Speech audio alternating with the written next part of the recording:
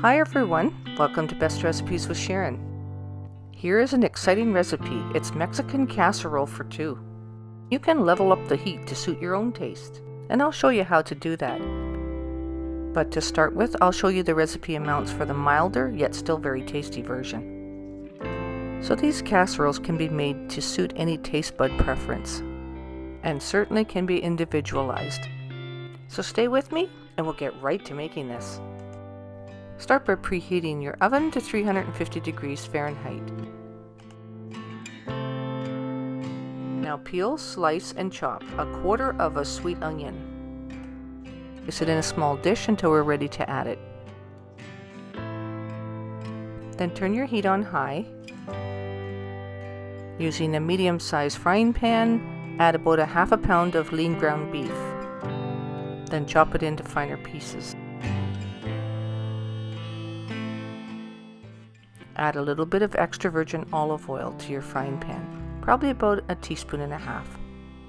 This adds a little extra flavor. And once it's starting to fry up a little bit like this, then add your onions and let the onions continue frying along with the meat. And the flavor of the onions will soak into the meat a little bit and add some flavor, and it'll soften them a little bit. So the next thing will be to cut and chop a 1/4 cup of red bell pepper. And this will also add to the flavor of the casserole. So we'll add this to the meat and continue cooking this until they soften. And only fry the ground beef until there's no more pink left in it, because we're going to put it in the oven when we do the casserole, so it'll finish cooking there. So it'll only take about 15 minutes on top of the stove. So turn your heat way down to low. And alright, let's get to adding a little bit more flavor. Some pickled green jalapeno peppers. I only added a couple, but you can add as much as 6 or 7 slices if you want to make it a little hotter. Now then, add 1 teaspoon of minced garlic. And to season it up a little bit more, start with 1 teaspoon of chili. Then half a teaspoon of cumin. And also half a teaspoon of oregano. Then mix it together until it coats the meat nicely. I'll pre-pour a 1/4 cup of double cheddar cheese, and also half a cup of Tex-Mex cheese. Of course, I fill it to overflowing. Grease 2 small casserole dishes.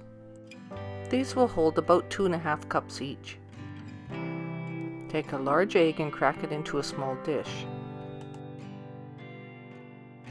Add 1/3 cup of milk.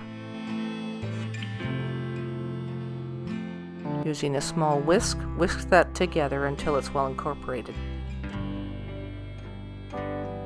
Slowly add 1/8 cup of flour.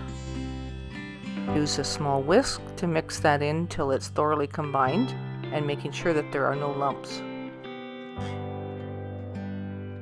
So once you've got that mixed together really well, then we start to build our casserole. So using the 2 casserole dishes that we've prepared beforehand, we start by adding some of the meat mixture to the bottom of each of these casserole dishes. I would add about 1/3 of the meat mixture spread out evenly between the 2, and save some of the meat mixture back for the top just to add another layer. So once you've got that in your dishes and it's spread out nice and evenly, then you'll add a layer of cheese. So share the cheese between the 2 of them. Try to make sure there's equal parts in both. So that's adding both the Tex-Mex and the double cheddar cheese.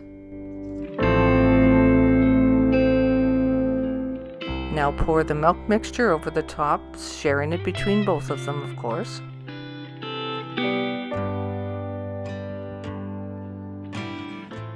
And layer the rest of the meat mixture on top.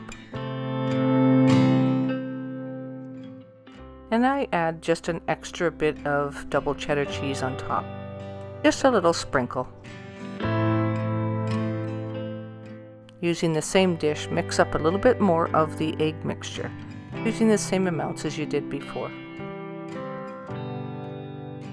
Once again, pour this over the top of each of the casseroles.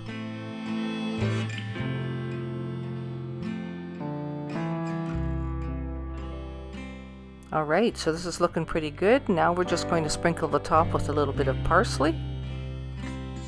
And then we're going to place it into a 350-degree oven and time it for about 30 minutes. And it should be ready anytime soon now. There we go. It's ready. Now, isn't this looking good? And you know, you can add a lot of variations to this casserole. I thought a little bit of corn would be nice. Maybe you could level it up with a little bit more heat if you wanted to add a little bit more of the jalapeno peppers. Or you could even add a little bit of cayenne pepper if you wanted it hot, or Tabasco sauce. It depends who you're making it for. But this version, anybody could eat and thoroughly enjoy. So I hope you enjoy it, and until next time, happy eating!